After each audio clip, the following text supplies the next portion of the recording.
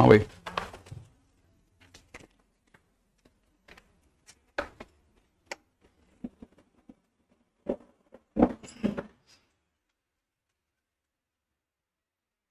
नमस्ते।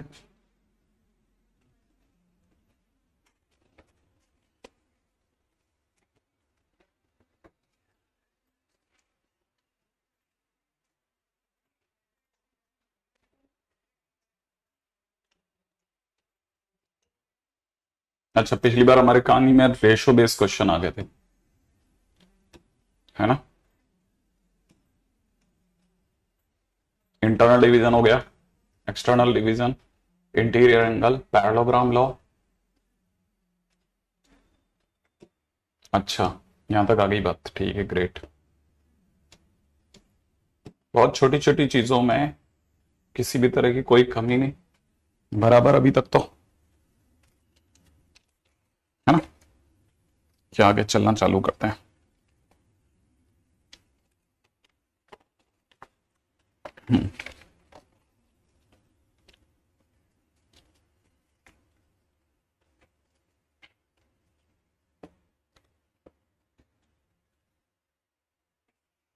नेक्स्ट।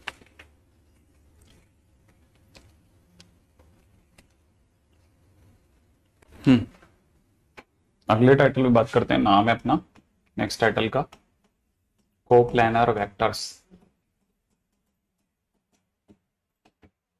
ठीक है ना। Coplanar vectors. अच्छा, अभी ज्वाइन हुए, सबसे पहले लिख लेते हैं इसकी डेफिनेशन में, vectors are coplanar if their line segment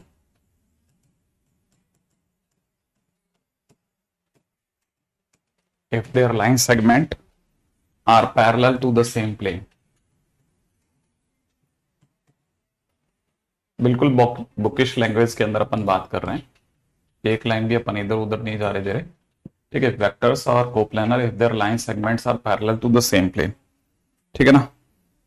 क्योंकि अगर बाय द वे हम लोग किसी भी एक प्लेन की बात करते हैं, ठीक है, तो इस एक प्लेन के अंदर, एक प्लेन के पैरेलल भी अगर देखा जाए, या एक प्लेन के अंदर जितने भी वेक्टर होंगे कैसे भी किसी भी साइड किसी भी दिशा में जाते हुए, ठीक है ना, रैंडमली किसी भी साइड में, वो सारे के सारे क्योंकि एक ही प्लेन के अंदर है तो वो कोप्लेनर कहलाएंगे।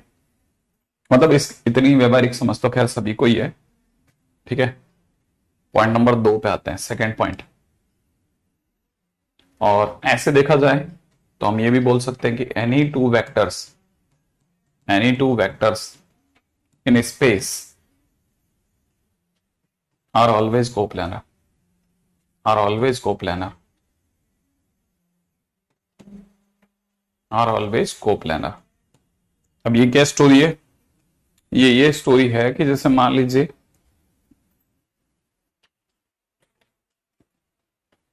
सपोज कीजिए कोई भी दो वेक्टर्स हैं ऐसे, अगर कोई भी दो वेक्टर ऐसे हैं तो इसको कैसे भी रख लो आप, यहां रख लो, यहां रख लो, कहीं पे भी रख लो, कैसे भी अड़ा दो। दो पेन है, इन पेन के बीच में एक पेपर आ सकता है ना, तो ये हमेशा एक ही प्लेन में कहलाएंगे। कैसे भी रख ले, यहां लगा ले, इधर लगा लेते हैं, इधर लगा ले। अब क्या एक पेपर नहीं आ सकता, तो जब तक एक पेपर पे आ सकते हैं एक प्लेन में, एक प्लेन में तो कोप्लानर है। तो कोई भी दो वेक्टर दुनिया के वो हमेशा कोप्लानर होते हैं, ठीक है ना। अब लेकिन आगे, थ्री वेक्टर्स मे और मे नॉट बी कोप्लानर।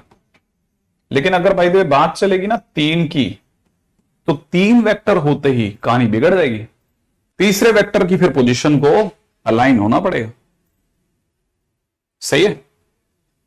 तीसरा वेक्टर कहीं से भी निकल गया, अगर वो इस पेपर पे नहीं चिपका तो फिर वो कोप्लानर नहीं है, फिर तीनों एक प्लेन में नहीं है भाई। तीसरे वेक्टर को होना, लेकिन दो तो कंफर्म है, दो का तो कंफर्म है। फर्स्ट स्लाइड पहली लाइन लिखी जा रही है ना, दो वेक्टर का तो कंफर्म है ऐसा होगा। अच्छा, पॉइंट नंबर 3, इसके बाद चौथा पॉइंट, ठीक है ना। ए vector, B vector, C vector D vector lying in same plane, then for unit vector perpendicular to the plane, unit vector bracket में लिख देते हैं n वेक्टर या n कैप भी ले सकते हैं आप, ठीक है ना, परपेंडिकुलर टू प्लेन, ठीक है, will have relation,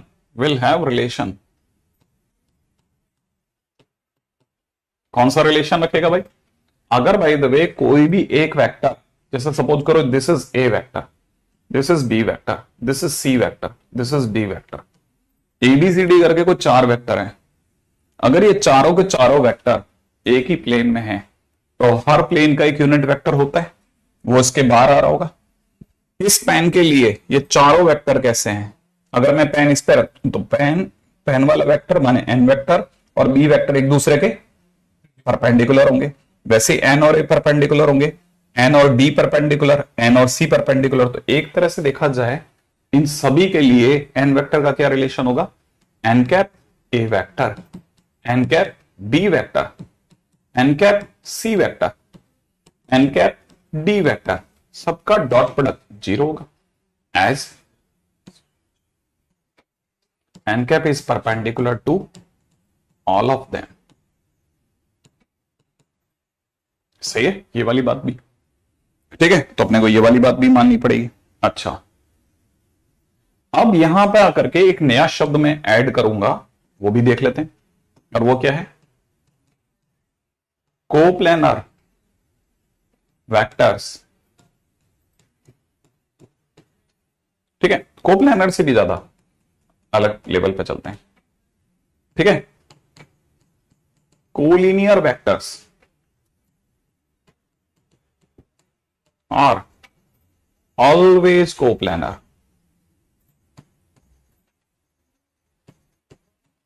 सही बात है भाई, एक ही लाइन में अगर भाई दे 3 वेक्टर पड़ गए, तीनों वेक्टर अगर एक ही लाइन में तो है तो एक ही प्लेन में, तो कोलिनियर वेक्टर तो हमेशा से ही कोप्लेनर होंगे, इसमें तो कुछ सोचना ही नहीं है, वो तो होंगे ही होंगे। अच्छा, पॉइंट नंबर 6, ठीक है ना, coplanar vector are also known as linearly dependent vector, linearly dependent vector, ठीक है, बाद में पढ़ेंगे, ठीक है, बाद में पढ़ेंगे, ठीक है, लीनियरली डिपेंडेंट बाद में पढ़ेंगे, ठीक है, ताकि आपको याद रहे वेक्टर्स, ठीक है, ताकि आपको ये याद रहे कि भाई हमने इस पे बात कर ली है ना। तो पॉइंट नंबर 7, चाहे कोलिनियर वेक्टर की बात करी जाए चाहे कोप्लेनर वेक्टर की बात की जाए, दोनों के दोनों, ठीक है ना, एलडी कहलाते हैं, लीनियरली डिपेंडेंट वेक्टर।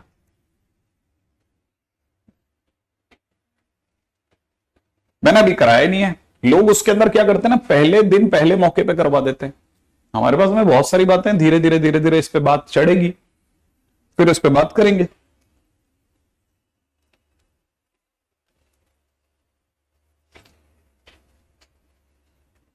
ठीक है, अच्छा, अब point number 8, if A vector, B vector and C vector are coplanar vectors,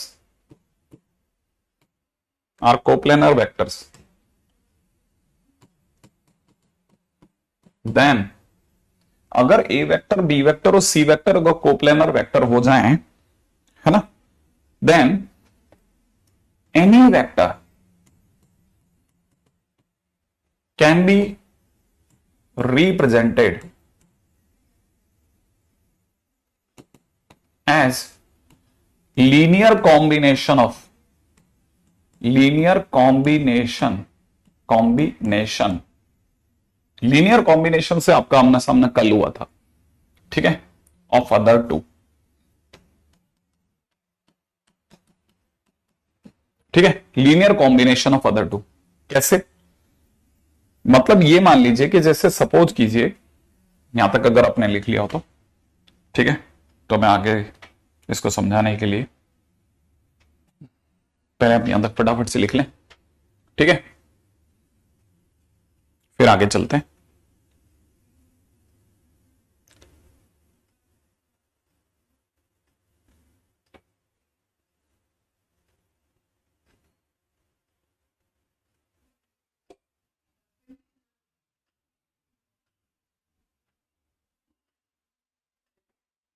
हाँ भाई, हो गया।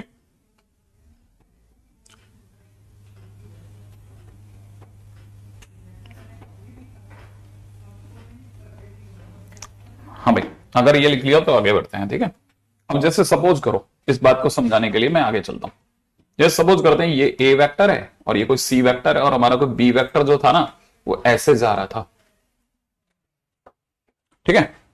हमने क्या किया, हमने इसे ड्रैग किया इस तरह से कि हमने ए वेक्टर को कुछ बुलाया, सी वेक्टर को भी ले लिया, ठीक है, और ये जो बी वेक्टर है इसको इसके पैरेलल उतारना चालू करा, पैरेलल उतारा, यहां तक लाए, ठीक है, और फिर इसको यहां लगा दिया इसके पास ऐसे बी वेक्टर, ठीक है। अच्छा, फिर थोड़ा और दिमाग लगा, यार इसका तो अभी सेटिंग नहीं बैठ रहा, तो हमने थोड़ा ऐसे दिमाग लगा करके सोचा कि इसको सेट कर सकते हैं यार ऐसे कि ये हमारा ए वेक्टर है ना, इस सी वेक्टर का कुछ लेमडा पार्ट ले लिया, ये जो सी वेक्टर था इसका कुछ लेमडा पार्ट ले लिया, ए वेक्टर का कुछ म्यू पार्ट ले लिया, म्यू पार्ट ले लिया, राइट है, और इसको लेकर के हमने एक पैरेललोग्राम सोचना चालू करा।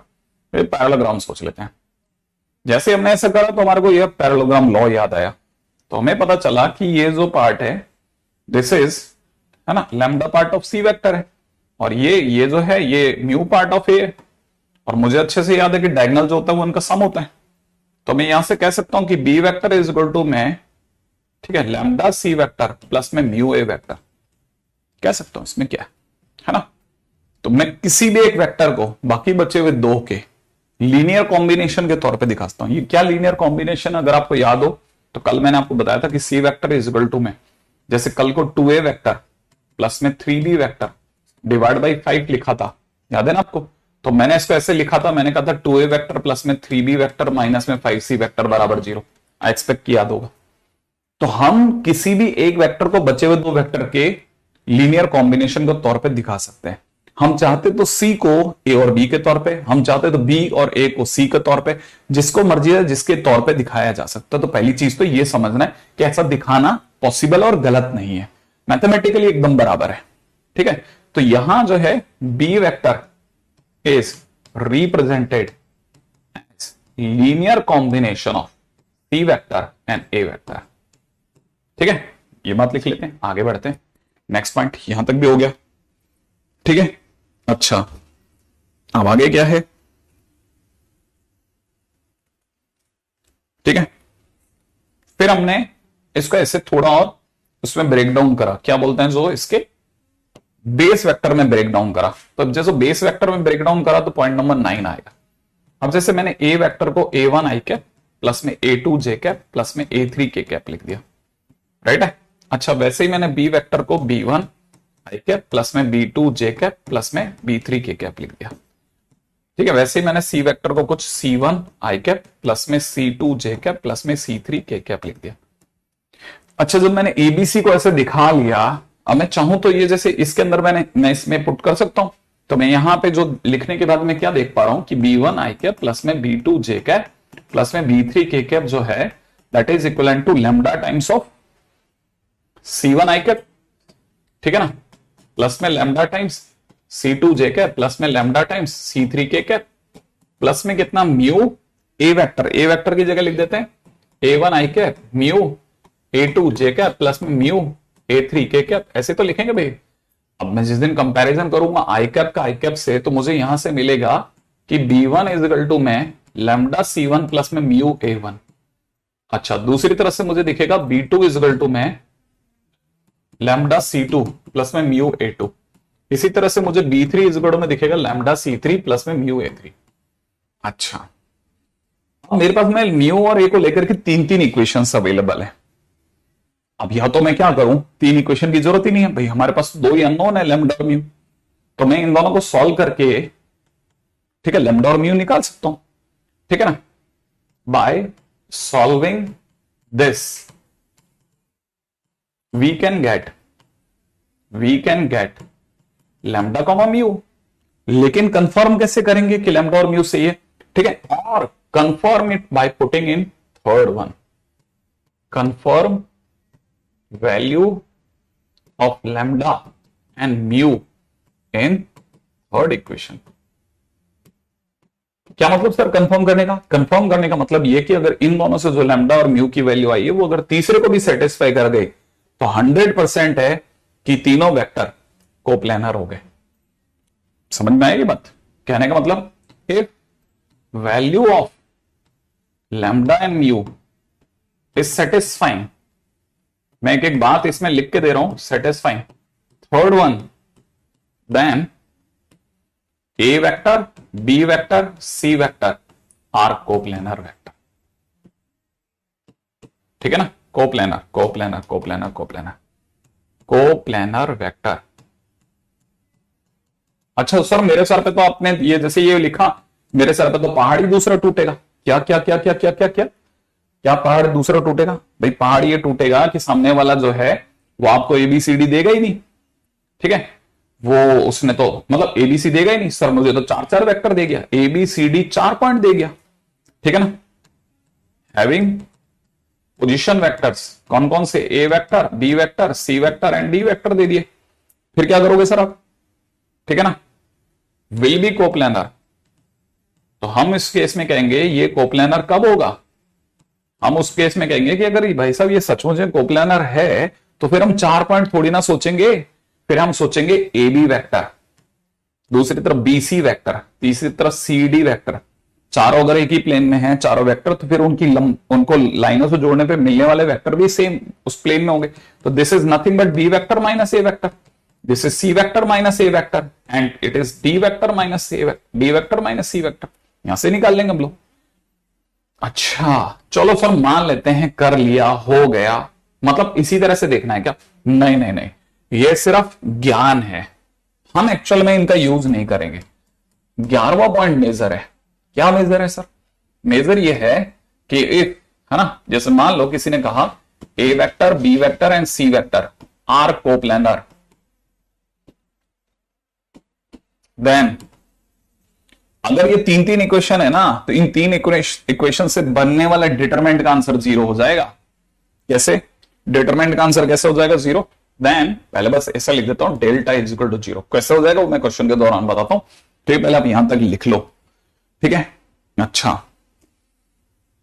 अब यहां पे भी एक और बात है कि अगर ये जैसे इसकी बात भी करी जाती है, ठीक है, अगर मान लेते हैं कि ए बी वेक्टर, ठीक है ना, बी सी वेक्टर एंड यहां से बोलते हैं C D vector are in same plane. हाँ, अगर by the way same plane में है तो फिर कैसे होगा इसकी कहानी, वो भी बड़ी इंटरेस्टिंग है। अगर ये सारे के सारे सेम प्लेन में हैं तो सर फिर तो ये इसको सेटिस्फाई करेंगे, जैसे आपके पिछले वाले को इसको सेटिस्फाई कर देंगे सर।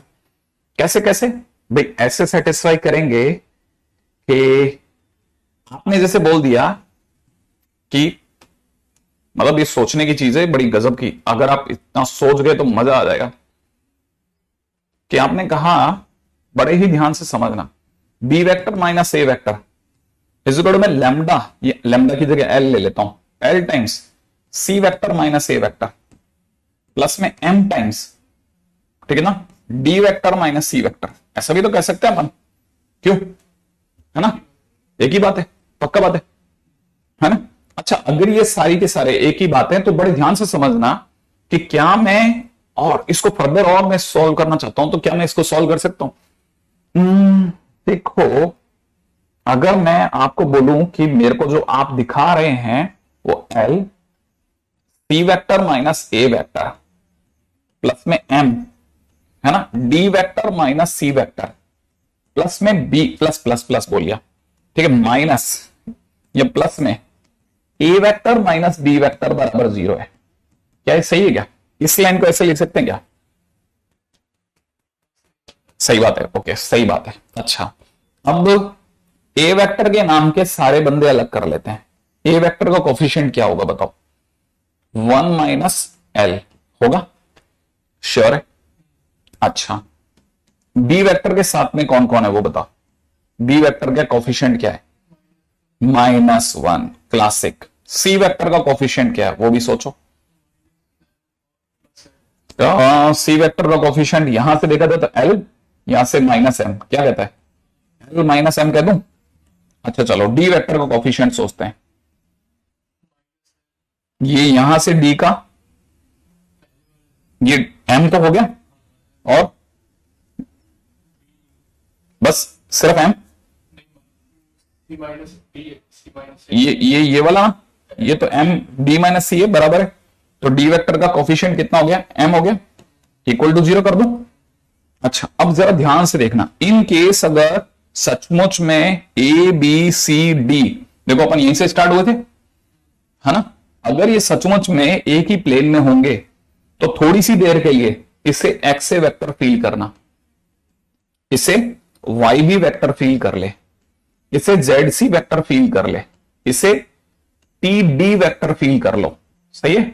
और ये 0 लिखा हुआ है, हाँ या ना? क्या ये लीनियर कॉम्बिनेशन ऑफ एबीसीडी है या नहीं है? अगर लीनियर कॉम्बिनेशन ऑफ एबीसीडी है तो पिछली बार याद है ना, अपन ने जब 2 3 5 का सम किया था तो 0 आ गया था। तो वैसे ही अगर ये लीनियर है तो एक्स वाई जेड और टी का सम भी 0 आ जाएगा, तो फिट है फिर अपन, है ना? यहां आते हैं, चेक करते हैं, सोचते हैं। देखो जरा, एक्स के नाम पे क्या आया? 1 माइनस एल, है ना? वाई के नाम पे क्या आया बता? -1। अच्छा, जेड के नाम पे क्या आया? L minus M. अच्छा, और टी के नाम पे क्या आया? टी के नाम पर एम आ गया, हाँ या ना? देख कहीं 0 आ रहा है क्या? एल से एल कट रहा है, एम से एम कट रहा है, -1 से +1 कट रहा है, अरे ये तो 0 बराबर 0 आ गया। इसको मतलब ये सचमुच में काम करता है फंडा। कौन सा वाला? वो वाला फंडा, लीनियर कॉम्बिनेशन वाला फंडा। कहने का मतलब ये कि अगर ए बी सी डी सचमुच में एक ही प्लेन में आते हैं, अगर ए बी सी डी अगर एक ही प्लेन में आते हैं, ठीक है, तो गारंटेड उस केस में क्या होगा? अगर इनका लीनियर कॉम्बिनेशन जो दे रखा है वो अगर 0 आ रहा है, ठीक है, और ए बी सी डी अगर एक ही प्लेन में है, देन मैं इस बात को यहां थोड़ा हाईलाइट करके लिखूंगा, इस बात को अलग कलर से हाईलाइट करके लिखूंगा। क्या लिख रहा हूं मैं? ठीक है, if A vector, B vector, C vector, D vector lie in same plane, same plane, ठीक है, then x a vector, y b vector, z c vector, t d vector equal to 0 and x plus Y plus Z plus T की value भी क्या हो गई? 0 हो गई। मैंने प्रूफ कर दिया इस बात को, है? आई थिंक मेरा नाम गया, आप में से कोई भी बात समझ सकता है कि यहां तक की बात एकदम करेक्ट निकाली अपन ने, देख लेना, ठीक है? क्योंकि यहां पे 3-4 बंदे ऐसे जरूर होंगे जिनको इसमें कुछ कमी दिख जाएगी, लेकिन आंसर का 0 आना बता रहे कि अपन सही कर रहे थे। हाँ भाई, क्या कहता है? देख ले एक बार जरा अच्छे से। B minus A is equal to में L times B C plus में M time D minus C. C minus B हो गया, ये सी माइनस बी वेक्टर हो गया ना, ये सी माइनस बी है ना, सी माइनस बी, और अपना आंसर सही बैठ गया। इतना भयानक सही नहीं एक पैसे की गलती नहीं है। क्या गजब, क्या खेल है अपन।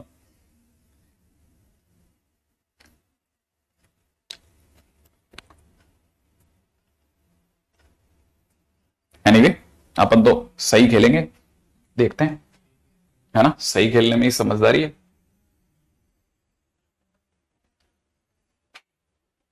राइट है, आजा दोबारा खेल लेते हैं, इसमें क्या है, क्योंकि जो कंसेप्ट है वो सही है तो सही है।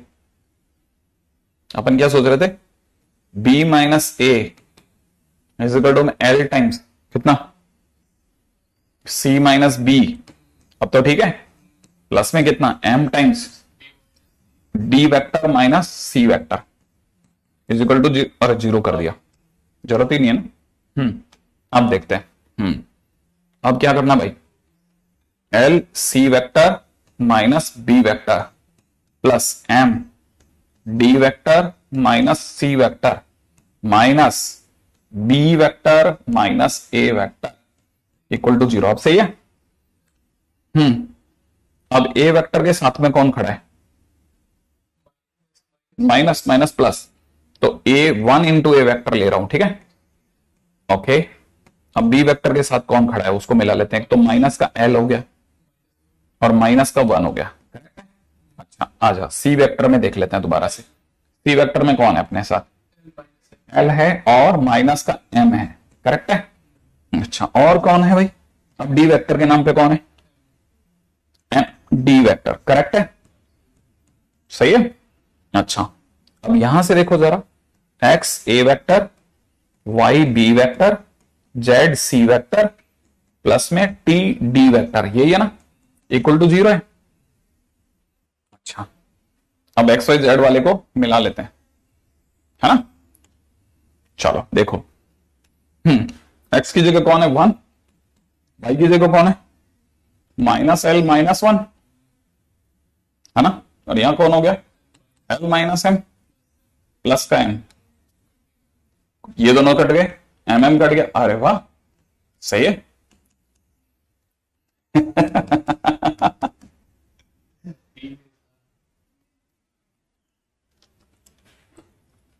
सही है, मैंने कहा था ना कंसेप्चुअली अपन बिल्कुल सही है तो बराबर बैठेगा। अब कोई कमी हो तो तू जाने था, मैं नहीं, मैं इसके लिए जिम्मेदार नहीं हुई, सामने बैठा हुआ आदमी नहीं देख पा रहा तो मैं कहां से देख लूं उस साइड।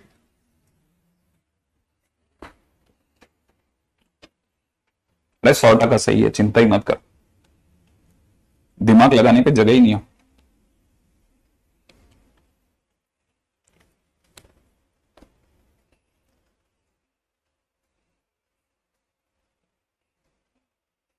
हाँ भाई अब एक फर्जी बात करते हैं,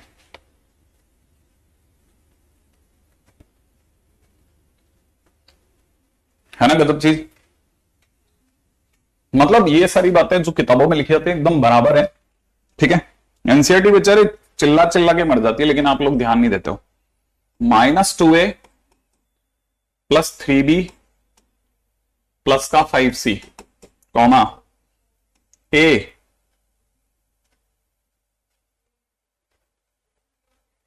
क्या लिखा है, मेरी पकड़ से बाहर है,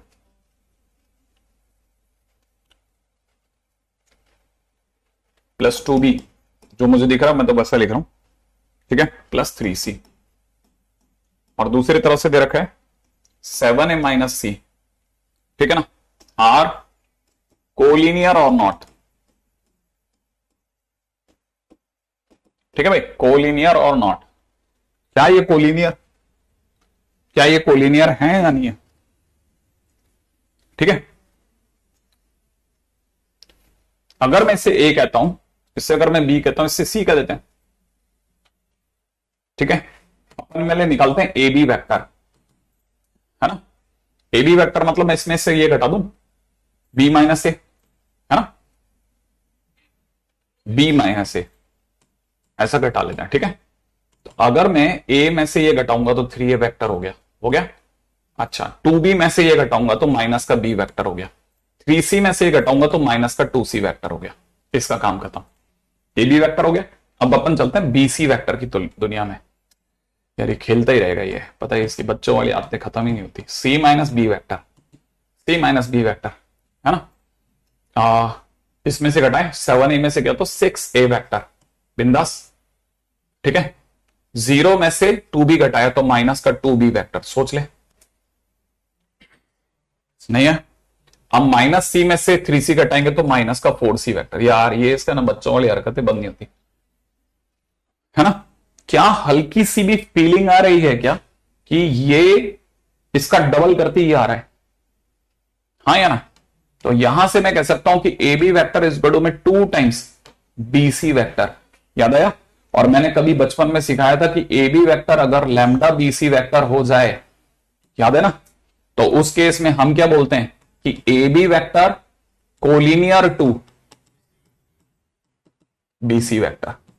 सही बात है। तो इसका मतलब यहां पे 100% बराबर निकल गया।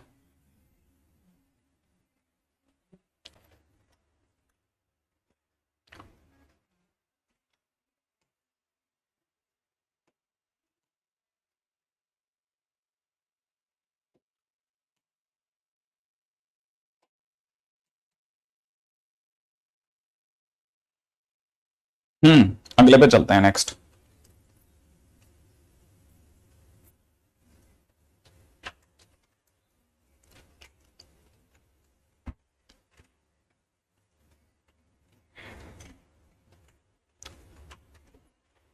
नेक्स्ट चलें, अगला क्वेश्चन करते हैं। अरे रेहान रेहान कोलिनियर का मतलब एक ही प्लेन, एक ही लाइन में है ना, और कोप्लेनर का मतलब एक ही प्लेन में। अब बाई चांस क्या होता है ना, जो कोलिनियर होता है वो कोप्लेनर होता ही है, तो इसलिए क्या लगता है कि कोलिनियर कोप्लेनर अलग अलग होने चाहिए। नहीं होते, नहीं है। ऐसे देखा जाए तो अंदर से तो होते हैं, लेकिन जो कोप्लेनरिटी की कंडीशन है वो ऑटोमेटिकली कोलिनियर होने पे पूरी हो जाती है। तो अपने को ऐसा लगता है कि कोलिनियर होने पे डिफरेंट होना था, लेकिन कोलिनियर में वही शर्तें पूरी हो जाती थी, इसलिए पता नहीं चलता है ना। हाँ भाई, नेक्स्ट अगला अगला क्वेश्चन है मेरे पास में। ठीक है, क्वेश्चन दे रखा है, if A vector B vector and C vector are non coplanar vector. Non coplanar vector, सही है भाई। अगर ये नॉन कोप्लेनर वेक्टर है तो क्वेश्चन में दे रखा है 3a वेक्टर माइनस का 7b वेक्टर माइनस का 4c वेक्टर। यहां दे रखा है 3a वेक्टर माइनस का 2b वेक्टर प्लस का c वेक्टर, और यहां दे रखा है a वेक्टर प्लस में 2b वेक्टर प्लस में a वेक्टर प्लस में 2b वेक्टर नहीं है, ये a vector plus b vector plus 2c vector. ठीक है, आर कोप्लेनर क्वेश्चन मार्क। क्या ये कोप्लेनर वेक्टर हैं? ये सोच रहे हैं अपने को ना। एबीसी अपने आप में नॉन कोप्लेनर है, ठीक है।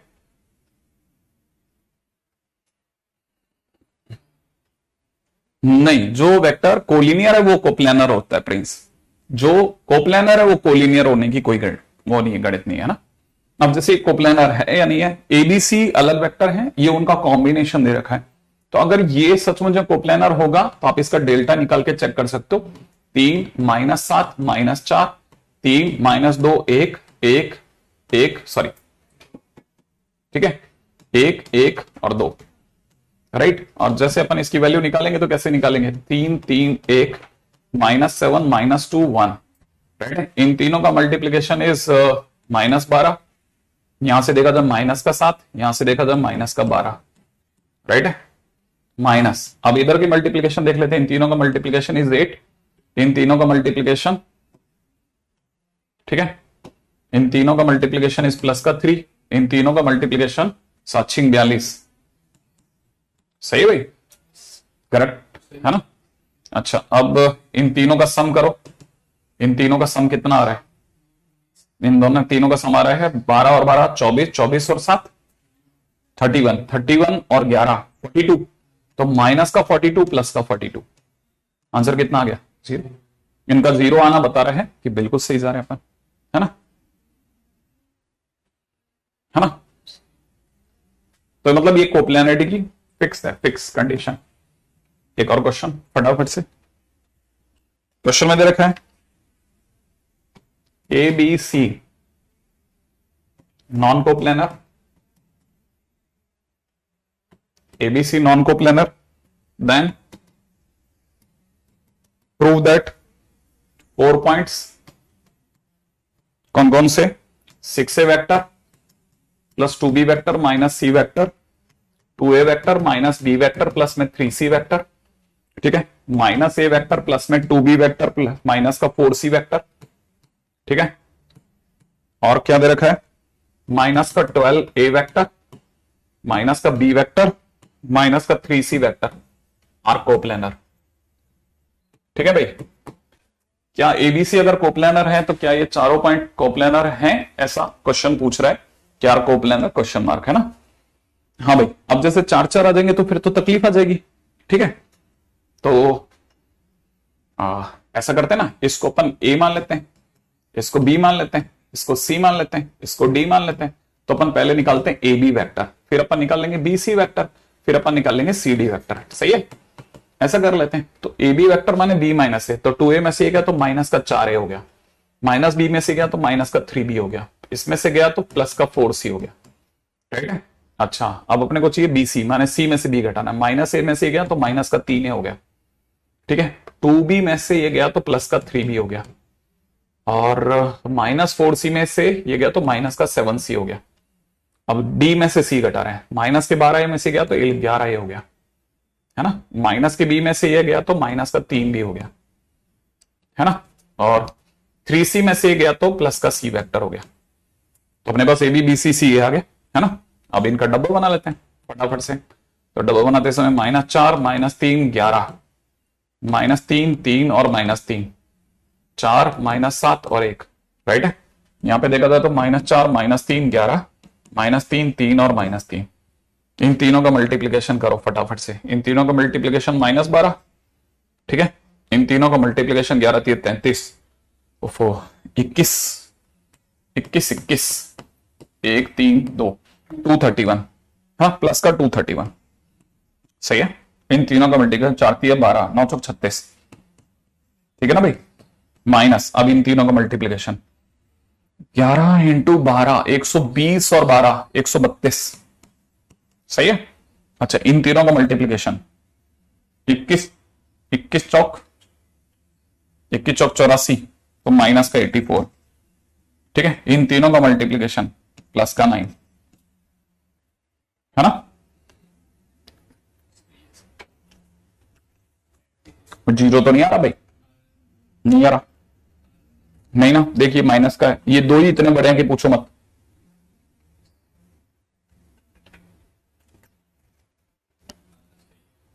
सही है क्या, एक से 6a प्लस 2b माइनस सी सही है, 2a minus B plus 3c सही है, माइनस ए प्लस का 2b माइनस का 4c 12a minus B minus 3c सही है।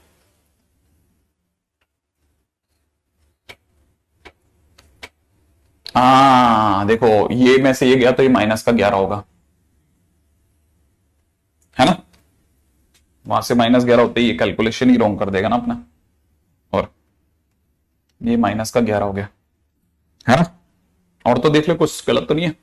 माइनस बी माइनस का 3 सही है, ये -3 प्लस का 4c प्लस का 1 सही है, बराबर है, ठीक है ना। तो अब इसका कैलकुलेशन एक बार और कर लेते हैं। इसमें क्या है, यहां से कितना हो जाएगा, माइनस का 12 हो गया, इन तीनों का मल्टीप्लीकेशन कितना गिना था अपन ने, 21 और 21 का 231, तो माइनस का 231 हो गया, है ना। इन तीनों का मल्टीप्लीकेशन कितना हो गया, प्लस का 36 हो गया, सही है। माइनस अगले वाले पे आ जाते हैं, अगले वाले पे इन तीनों का मल्टीप्लीकेशन माइनस का 132, बराबर, है ना। इन तीनों का मल्टीप्लीकेशन 84 माइनस का 84, सही है। इन तीनों का मल्टीप्लीकेशन माइनस का 9, है ना। नहीं माइनस का, हाँ प्लस का 9। तो पहला काम तो इसमें से ही 9 कम हुआ तो 75 रह गया, है ना।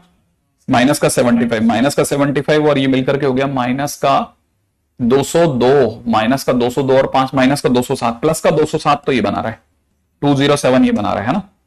अच्छा, और ये अगर 207 माइनस का बना रहा है तो हमारा काम हो गया। हाँ ये 207 बना रहा है माइनस का, बिल्कुल सही बात, आंसर 0 आ गया।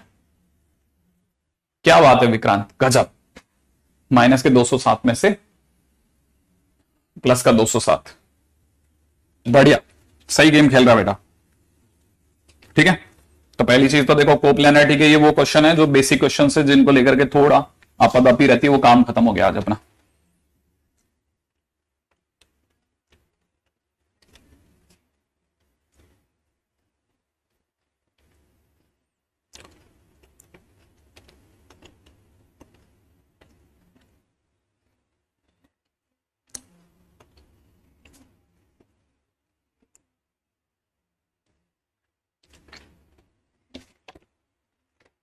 ओके, अगले क्वेश्चन में आ जाते हैं।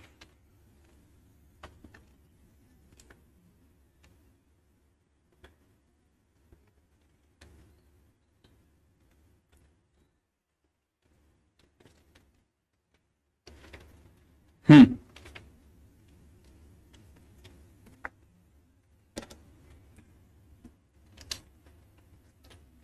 चार से ज्यादा नहीं देंगे, डोंट वरी। वो मतलब चार भी अपन एक्सट्रीम केस ले रहे हैं तो वो ले रहे हैं, वरना नहीं देंगे इतना ज्यादा भयानक क्वेश्चन में। बस चार वेक्टर तक खींच जाएगा ज्यादा से ज्यादा।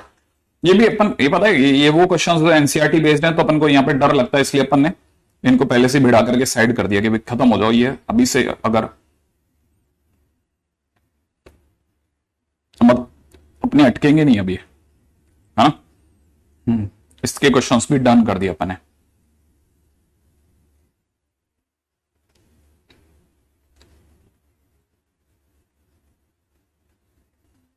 हाँ भाई, नेक्स्ट अगले क्वेश्चन में आइएगा। अगला क्वेश्चन कहता है median of triangle ABC from A gets bisected at capital E and दे रखा BE meets AC at capital F, ठीक है ना। Find AF is to AC, ठीक है भाई, find AF is to FC, AF is to AC, sorry, right. सबसे पहले question के ऊपर बात कर लेते हैं। ट्राइंगल का क्वेश्चन है, मैंने अपनी तरफ से ट्राइंगल ले लिया ए बी सी। कोई खास बात तो नहीं है ना ट्राइंगल में, नहीं है। फ्रॉम ए, ठीक है, मीडियन जो है वो ए से चलने वाली मीडियन जो है वो पहले डी पे टकराई, ठीक है ना। और साथ में क्या बोल रहा है, median from A get bisected. ये मीडियन जो है वो किसी पॉइंट ई पर बाइसेक्ट हो रही है। बाइसेक्ट हो रही है माने रेशियो 1:1 है। और ये आगे बोलता है बी करके, बी को ई से मिलाओगे ना तो ये लाइन आगे बढ़ने पर एसी को एफ पे काटती है। तो बताओ साहब, A F is to F C क्या होगा, A F is to A C क्या होगा। क्या डिटरमाइंट के बाहर ऐसा क्यों, क्या बोला पता नहीं है, ठीक है भाई। नेक्स्ट पे आ जाओ फटाफट फटाफट। रवि वो मैंने डिटरमाइंट के दौरान पढ़ाया था शायद, पता नहीं क्या, तू क्या गड़बड़ करता है, मेरे को समझ में नहीं आता। एनीवे तो देखो मैंने आपको एक चीज बताई थी, रेशो का क्वेश्चन हो ना, एक को 0 मानने का है, याद है ना। मैंने कहा था एक को ओरिजिन लेना, इसको बी वेक्टर ले लूं, इसको सी वेक्टर ले लेता हूं, सही बात है। डी, ये एडी क्या चीज है, मीडियन, मीडियन है तो डी क्या हो गया, मिड पॉइंट हो गया। तो यहां पे B vector plus C vector by 2 कह दूं, सोच ले, कह दिया। अच्छा, अगर मैंने इसे A vector is to C vector कह दिया तो ई के कोऑर्डिनेट सोचे, क्योंकि बाइसेक्ट हो रहा है तो 1:1 हो गया। तो ई वेक्टर के वेक्टर कोऑर्डिनेट क्या हो गए, B plus C vector divide by 2 plus 0 vector by 2 divide by 2। माने मैं इसको कह सकता हूं कितना, ई वेक्टर के कोऑर्डिनेट हो गए B vector plus C vector by 4, correct है। अच्छा, और सोचते हैं, और अच्छा एफ जो है वो, अब देखो मेरे पास में सब अवेलेबल है, एफ अवेलेबल नहीं है ना। ओके, मेरे को क्या निकालना है, A F is to A C, A F is to A C. बस एक काम करते हैं, मैं इसको कुछ एम मान लेता हूं, इसको कुछ एन मान लेते हैं, एम इज टू एन मान ले। मतलब मैंने अपनी तरफ से पहला काम ये कर लिया। अब मैं दूसरा काम आपके सामने ऐसे ही, क्योंकि मेरे पास और क्या चॉइस है, मैंने ए एफ वेक्टर अपॉन, ठीक है ना, A F upon F C, इसको A F is to F C, इसको एम इज टू एन मान लिया, करेक्ट है। तो मतलब एफ वेक्टर के कोऑर्डिनेट क्या निकलेंगे, अगर मैं ये ए है, इसे ए वेक्टर कहे कोई, इसे कोई सी को सी वेक्टर कहे कोई, और एफ पॉइंट पर कोई एम इज टू एन के रेशियो में काट रहा होगा, तो एफ वेक्टर के कोऑर्डिनेट क्या होंगे, एफ वेक्टर के कोऑर्डिनेट क्या होंगे, M C vector plus N A vector divide by M plus N होंगे, आया ना, ये तो होंगे। अच्छा हाँ यार, इससे तो मेरा भी सेटिंग नहीं बैठ रहा, और सोचते हैं किसी और तरीके से बैठ जाए।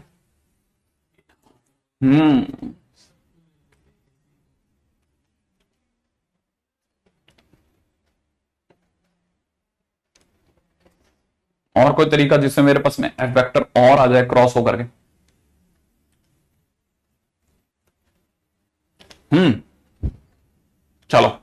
अब कुछ बच्चों ने राय दी है, फाइनली किसी किसी ने राय दी है कि सर इसको m/n मत लो, उनकी राय पे चलता हूं मैं। उन्होंने कहा है सर इसे k/1 ले लो, ले लेते हैं, बिल्कुल अच्छी बात, तो अच्छी बात है, आप बोलो तो सही कम से कम, सर इसे k/1 ले लो, ठीक है, मैं इसे k/1 ले लेता हूं। अच्छा, उससे मेरे f के कोऑर्डिनेट क्या आ जाएंगे, kc डिवाइड बाई k+1, ठीक है। अब ये कह रहा है bf जो है वो डिवाइड हो रहा है μ/1 में। अच्छा देखो, अब एक और आएगी, ई पॉइंट जो है, ठीक है, वो इसे μ/1 में डिवाइड कर रहा है, ऐसा किसी ने सलाह दी है कि इसको भी ले लो सर। अच्छी बात है, मैं आपकी पूरी बात मान रहा हूं। बी को, अच्छा बी अपना बी वेक्टर है, भूलना नहीं है ना, बी को मैंने बी वेक्टर लेकर के अलग कर लिया, ई पॉइंट को ई ही मान लिया, और को अब ये भी आपने मेरे को बताया के सी वेक्टर अपॉन k+1, इसको एफ बताया। अच्छा, और ये रेशियो अभी मेरे को कुछ लोग कह रहे हैं कि μ/1 ले लो, एग्री, मैं ले लेता हूं, ठीक है। तो ई के कोऑर्डिनेट क्या होंगे, अब मैं तीसरी पॉइंट पे चल रहा हूं आपके हिसाब से, है ना, हाँ जैसा आप बताओगे मैं वैसे वैसे खेल जाऊंगा, देखना। तो आप मेरे को बोल रहे हो तो म्यू के सी वेक्टर अपॉन में k+1 plus 1 time multiplied by B vector upon में नीचे कितना μ+1, ये किसके कोऑर्डिनेट आ गए, किसकी वेक्टर वैल्यूज आ गई, ई की, है ना। लेकिन मेरा नाम क्या है, शायद ई की वेक्टर वैल्यू पड़ी है, मिला लू पक्का। तो तेरे कहने पे मैं B vector plus C vector by 4 मिला देता हूं, राइट है ना भाई, दोनों सेम ही तो हैं। तो मैं अगर इसको देख पा रहा हूं तो मेरे को ऐसा लगता है कि B vector divide by μ+1 is equal to B vector divide by 4 है, नहीं है समझ में। अरे बी वेक्टर तो मिलाऊंगा ना, फिर मैं सी वेक्टर को मिलाता हूं, ये तो मैंने बी को मिला दिया बी वेक्टर को, अब सी वेक्टर को मिला के बताओ सी वेक्टर की वेक्टर वैल्यू क्या आ रही है, हाँ म्यू के अपॉन k+1 इंटू μ+1, ये भी तो आएगी, इज इक्वल टू में कितना C vector 1/4 is equal to 1/4, बराबर है ना भाई। तो यहां से मेरे पास में μ+1 की वैल्यू 4 आ रही है, सही है।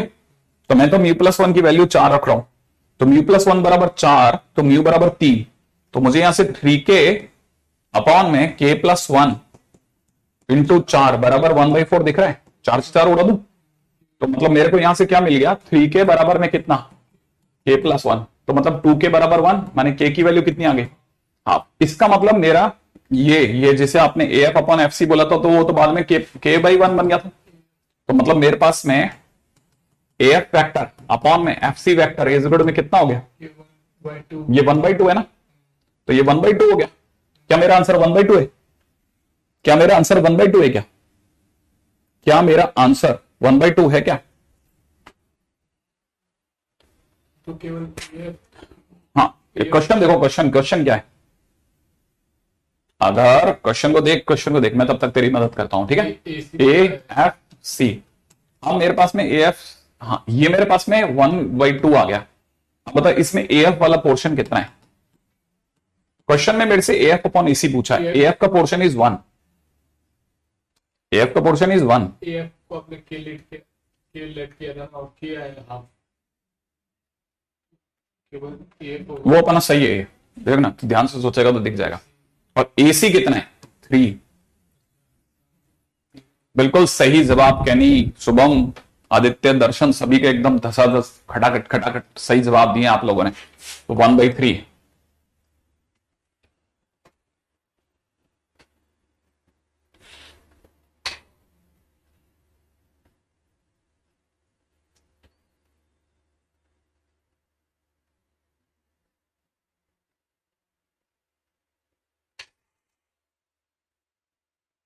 हाँ भाई, एक क्वेश्चन देता हूं आपको, फटाफट से कराना, ठीक है। एक बहुत ही रोचक जगह पे मैंने आपके लिए 1/3 एक प्रश्न छोड़ा है, ठीक है। कंसीडर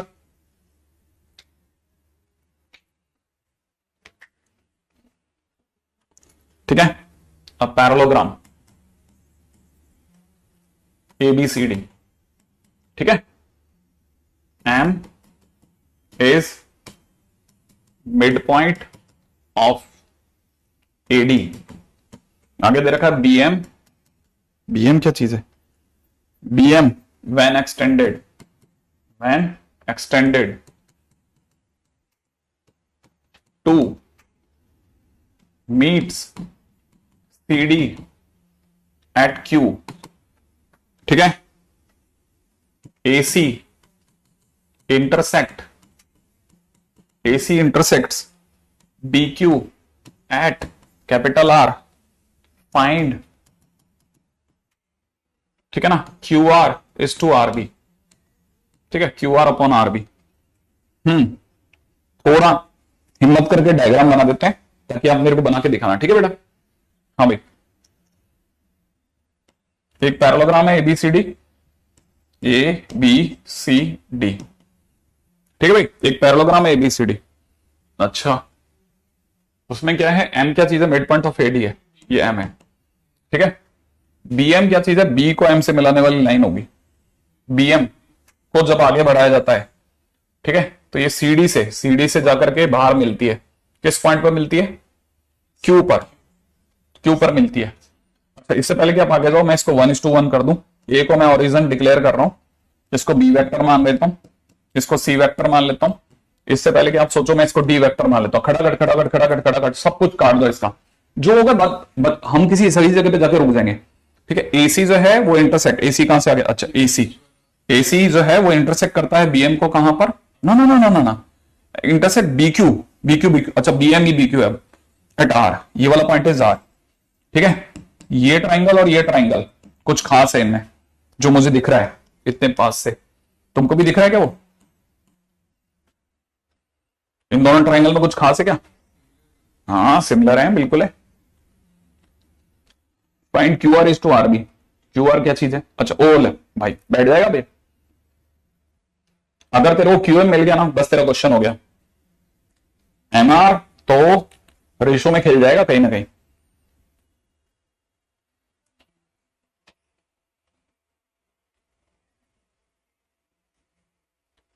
हाँ भाई, पहली चीज, ठीक है, स्टेप नंबर 1, इससे पहले कि मतलब मैं जितनी मैं आपकी मदद कर सकता हूं मैं मदद कर रहा हूं, लेकिन मैं मदद कर रहा हूं, ध्यान से सुनना, उतनी जितने पे आप अटकोगे गारंटेड, ठीक है, उतनी ही मदद कर रहा हूं। मैं आपके सामने लिख रहा हूं MR upon RB is equal to 1/2, क्यों और कारण बताओ, मैं मान जाऊंगा, अच्छा लगेगा मुझे अगर आपने, है ना, MR अपॉन RB को 1/2 बता दिया, कैसे,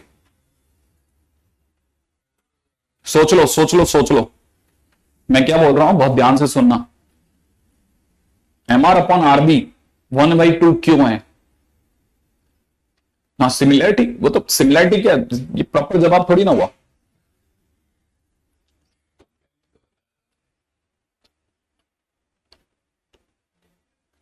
ये कह रहा है AM अपॉन BC की वजह से सिमिलर, मिड पॉइंट की वजह से AM is equal to BC/2। देख तूने इसको 1/1 बोला ना, ये 1/1 है ना, M मिड पॉइंट है, तो ये अगर 1/1 है तो टोटल कितना है, तो ये भी तो 2 हो गया। तो देख, इसका और इसका जो रेशो होगा वो उतना ही नहीं होगा जितना इसका और इसका रेशो होगा, अरे इसका और इस, क्या कलर भी बदल लेता हूं, ठीक है, 1/2, अरे नहीं, काय का पैरेललोग्राम, देखना, अरे सिमिलैरिटी चल रही बेटा, देख इसका ये छोटू ट्रायंगल और ये ट्रायंगल सिमिलर है, ये ट्रायंगल और ये ट्रायंगल सिमिलर है, तो सिमिलर ट्रायंगल में पैरेलल साइड्स होंगी, उनका वो रेशो और इसका रेशो सेम होगा, MR अपॉन RB का रेशो उतना ही होगा जितना इसका और इसका रेशो होगा, इसका वैल्यू 1 है और इसका वैल्यू 2 है, क्योंकि ये 2 क्यों है, क्योंकि ये 2 है।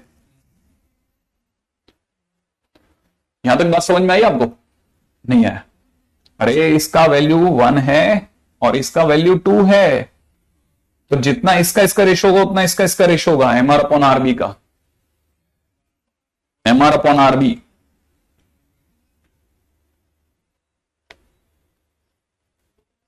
नहीं, यहां तक तो सही है, MR अपॉन RB आ गया आपके पास में। अब आप बताओ मेरे को, तो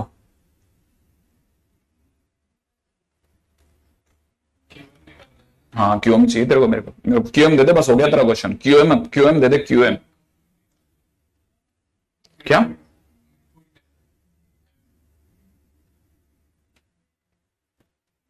दूसरी चीज, अगर किसी भी बच्चे ने मेरे को क्यूएम अपॉन एम बी दे दिया, मैं बार बार बोल रहा हूं, काम क्वेश्चन खत्म हो गया। क्यूएम अपॉन एम बी दे दिया। अच्छा, अब एक बच्चे ने लिखा है क्यूएम बराबर एम आर। रेहान कह रहा है क्यूएम बराबर एम आर, नहीं रेहान नहीं, प्रीतम कह रहा है क्यूएम बराबर एम आर। ये सही है क्या? क्यूएम बराबर एम आर कैसे हो गया है? ये कह रहा है क्यूएम और एम आर बराबर, पता नहीं कैसे, जैसा आप बताओगे वैसे चल लेगा।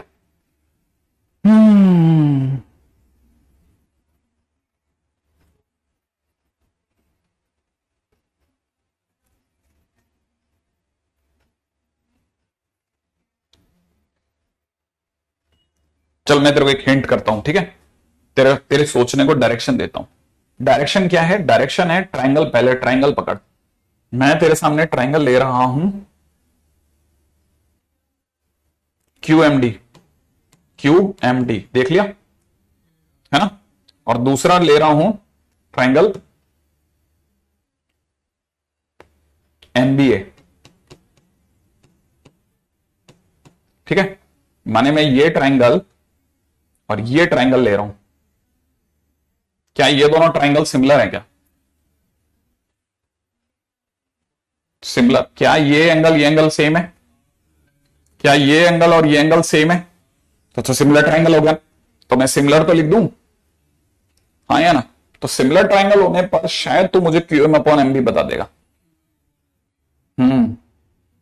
देख, क्यूएम अपॉन एम बी का रेशो वही होगा जितना इसका और इसका रेशो है। हाँ, इज इक्वल टू में कितना? इज इक्वल टू में डीएम अपॉन एम ए।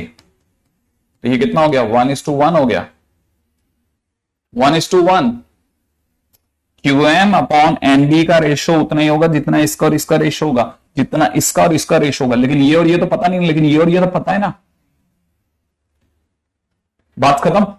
आप क्वेश्चन में आ जाओ। क्वेश्चन में क्या मांगा? अब तीसरे में तो आपको 100% क्वेश्चन हो गया। अब ये क्वेश्चन क्या मांग रहा है? Q R upon R B मांग रहा है। क्यू आर क्या चीज है पढ़ना? क्यू आर क्या चीज है? क्यू आर ये है ना। क्यू आर क्या चीज है? Q M plus M R है। Q M plus M R है क्यू आर, हाँ या ना? अच्छा, और आरबी, ठीक है? आरबी, मैं आरबी को आरबी लिख रहा हूं अभी एक बार के ना। कोई रास्ता निकाल जल्दी से। मेरा दादा क्या अपने मेरी तरफ से आंसर आ चुका है। एम आर अपॉन आरबी पढ़ाइए तेरे पास में हाफ।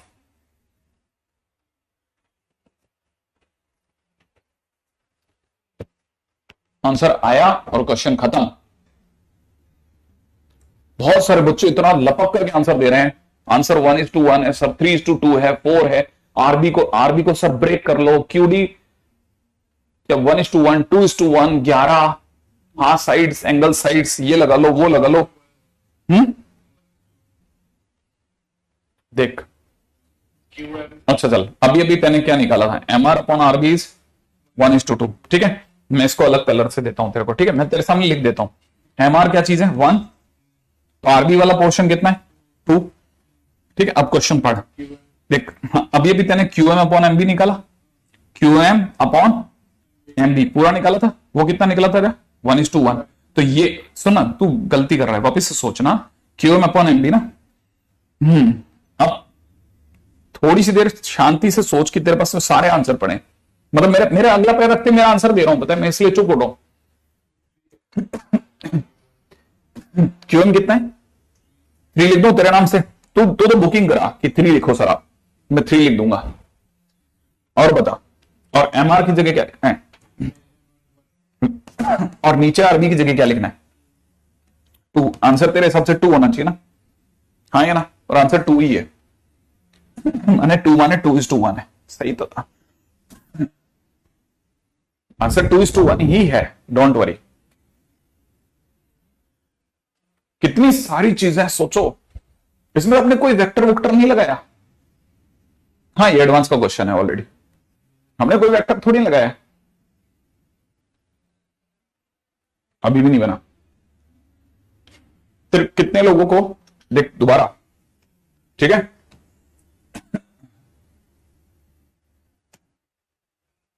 आर्मी अपने तो वापस बना लेगा ना, हाँ पक्का। ले ट्राइंगल बनाता हूं तेरा, ठीक है। ए ओरिजिन, बी बी वेक्टर, सी सी वेक्टर, राइट है, डी डी वेक्टर, ठीक है। ये 1:1, ठीक है। एम आगे बढ़ाया, ये जाके कहा मिला क्यू पर, ठीक है। व्हाट नेक्स्ट, आर, सही है। सबसे पहले ये ट्राइंगल, ठीक है, और ये ट्राइंगल, नाम बोलो ट्राइंगल का, एमबीए। दूसरे का नहीं, एमबीए नहीं है, एमआरए।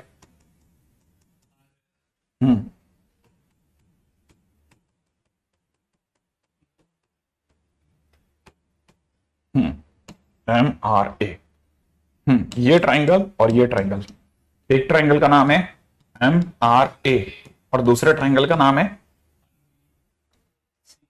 आरबीसी, ठीक है। दोनों सिमिलर है ना। अच्छा, अपने को चाहिए M A divide by R B, ठीक है। तो मेरे तरफ से आंसर है 1/2, 1/2, क्योंकि ये टोटल 2 है तो ये भी 2 है, ये 2 है ना, 1 और 1, तो ये भी 2 है। ये आया तो पहला काम यहां पे रोक लिया।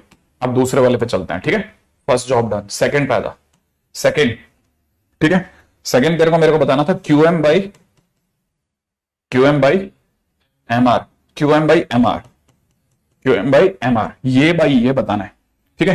तो हमको ट्राइंगल कौन कौन से लेने पड़ गए, एक ट्राइंगल ये ले रहा हूं और एक ट्राइंगल ये पूरा ले रहा हूं, ठीक है। तो मेरी तरफ से ट्राइंगल कौन सा हुआ, Q M D, Q M D, और ये सिमिलर है किसके, एम बी ए के, करेक्ट है ना। और सोचो, अगर ये दोनों ट्राइंगल सही हैं तो ये वाला हिस्सा 1 है ना। अच्छा, क्यू एम अपॉन, नहीं Q M upon M B चाहिए, एम बी है 1 और 2 मिलाकर के 3, क्यू एम आ गया 3, पक्का। तो मेरी तरफ से कितना, 3 डिवाइड बाई एम आर की वैल्यू होगी 1, सही है भाई। Q M upon M B चाहिए था अपने को, Q M upon M B, हाँ sorry, Q M upon M B चाहिए था ना आगे, है ना, Q M upon M B. तो ये सही है, मतलब तू सही जा रहा है, 3/3 हो जाएगा, माने 1:1, सही है। अरे ये वाला पूरा 3 है तो ये भी 3 हो गया, सिमिलर है तो। अच्छा, तीसरे नंबर पे अपने को क्या चाहिए था क्वेश्चन में, Q R upon R B, जिसमें अपन ने क्यू आर को 2 हिस्सों में तोड़ दिया था। कौन कौन से 2 हिस्सों में तोड़ा था, Q M plus M R, सही है। और अपॉन में कितना, आरबी। अब आरबी की वैल्यू कितनी है, आरबी माने ये, इसकी वैल्यू है 2, तो नीचे मैं 2 लगा देता हूं। क्यूएम माने ये 3, याद है ना, ये वाला हिस्सा कितना 3 प्लस एमआर माने ये वाला हिस्सा कितना 1, तो आंसर हो गया 2:1। अब बिल्कुल भाई, अब बिल्कुल सही गया। अब हम सब मिला मिला के खेल रहे हैं बराबर। गंदा क्वेश्चन है, आरबी नहीं आया बेटा, आरबी नहीं आया। आरबी क्यों नहीं आया इसको, एक मिनट, क्या लॉजिक से नहीं आ रहा इसको।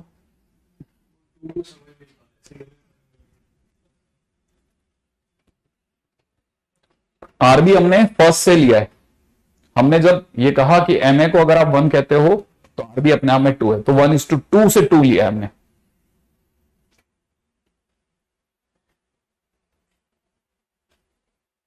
एनीवे, ठीक है, आगे बढ़ेंगे।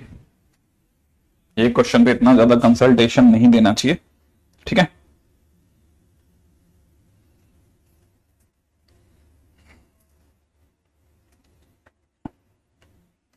ठीक है, हालांकि ये this is not at all important but still we are doing, ठीक है। ये जैसे ये वाला क्वेश्चन है, अब इतना इंपॉर्टेंट नहीं बचा, ये सब पुराने ओल्ड फैशन है, ठीक है। उन्हीं में से एक और थ्योरम है, ठीक है।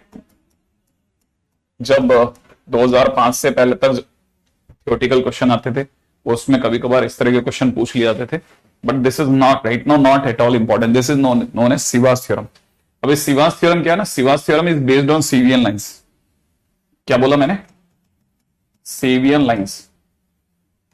अब ये सीवियन लाइंस क्या चीज है वो बताता हूं आपको, ठीक है ना। ये सीवियन लाइंस क्या चीज है, जैसे आपने देखा होगा ना कि किसी भी ट्राइंगल के अंदर, है ना,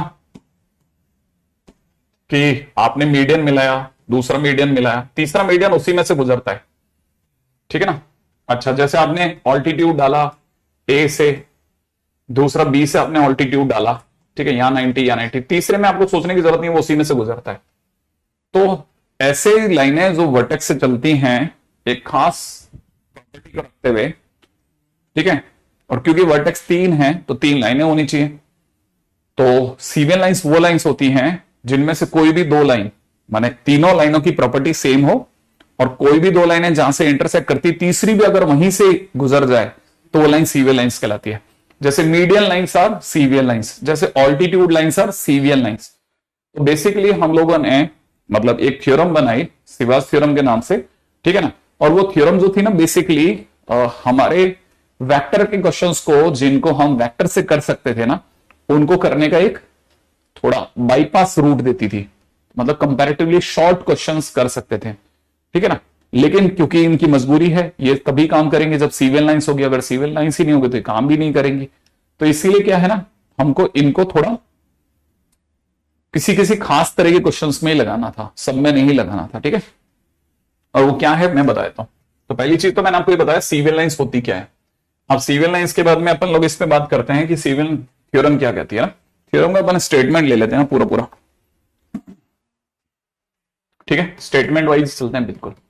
गिवन इन ट्राइंगल एबीसी, ठीक है, let lines AG BG and CG, ठीक है, आर ड्रॉन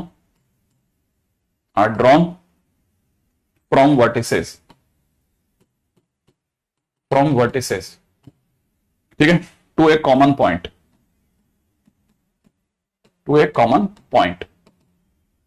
जी, ठीक है, to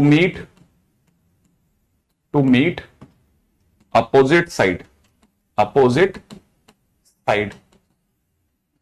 to meet opposite sides at capital F D and E, G F पे।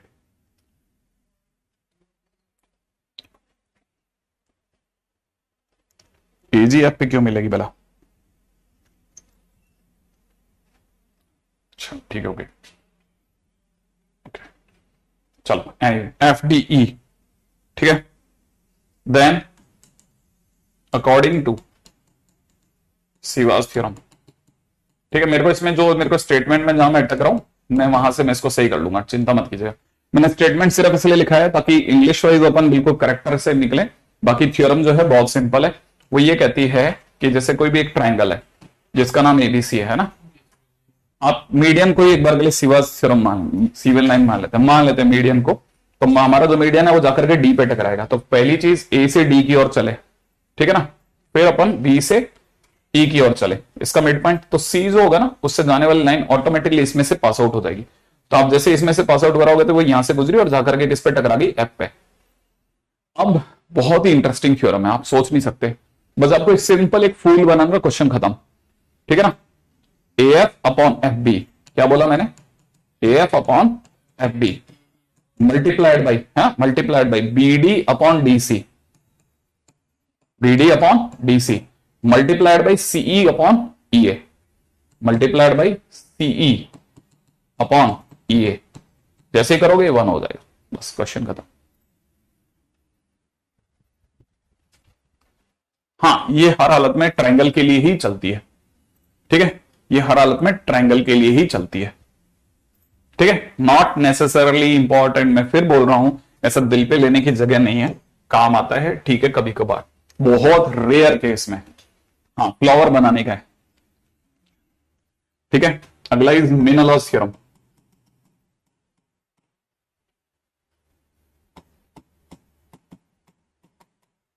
ठीक है। अभी मेनलॉस थ्योरम क्या है, उस पर भी आ जाते हैं।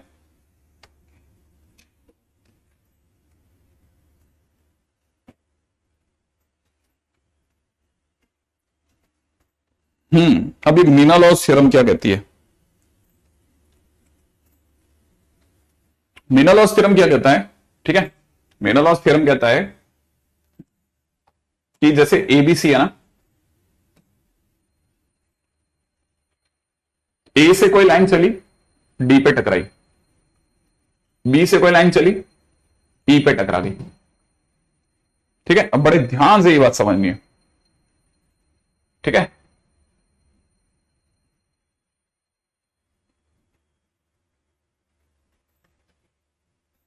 अब बी से जो लाइन चले ना, ठीक है, वो एफ पे टकराएगी, नो डाउट टकराएगी। ठीक है, एफ पर टकराएगी, लेकिन एफ पे टकराएगी। मैं एक बार के लिए मैं बना देता हूं ना, हालांकि वो ये डायग्राम आप कॉपी नहीं करना, वो एफ पे टकराएगी। मुझे डी ई एफ एक ही लाइन में चाहिए। ठीक है, मुझे डी ई एफ एक ही लाइन में चाहिए। मुझे क्वेश्चन के अंदर जो डी एफ है ना, वो एक ही लाइन में चाहिए, एक ही लाइन में, माने कोलिनियर चाहिए। क्या करा जाए? आपने हिंट किया, मेरा काम बन जाएगा, बस मजा आ जाएगा। आप मुझे बता दो डीएफ को एक लाइन में कैसे लाऊं, बताओ। परपेंडिकुलर? बिल्कुल भी नहीं, नो परपेंडिकुलर, नथिंग। मुझे डीएफ एक लाइन में चाहिए।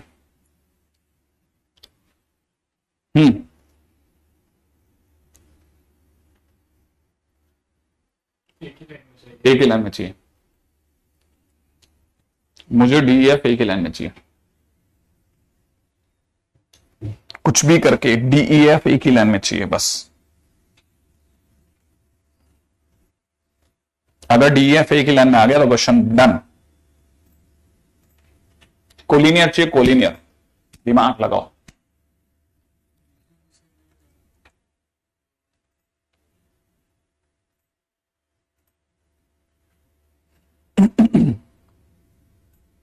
मतलब देखो ऐसा है, ई जो है वो कहीं बीच में है ना, माने ई जो है, पहले पहले हर पॉइंट की प्रॉपर्टी सोचोगे तो समझ में आएगा। पहले प्रॉपर्टी बोलता हूं, शायद आपको रास्ता मिलेगा।